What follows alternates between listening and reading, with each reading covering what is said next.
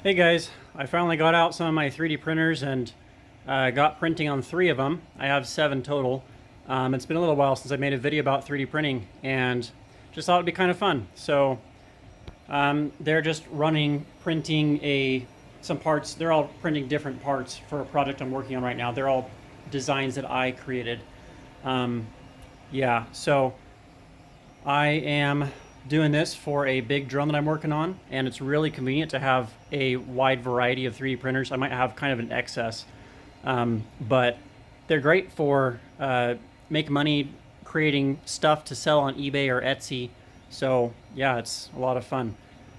If you are curious about making money with 3D printers, make sure you like the video and subscribe, and just let me know in the comments what you're wondering about it, and I'd be happy to make another video or just even answer your questions that you may have. So thanks guys for watching, appreciate it, and we'll see you in the next video.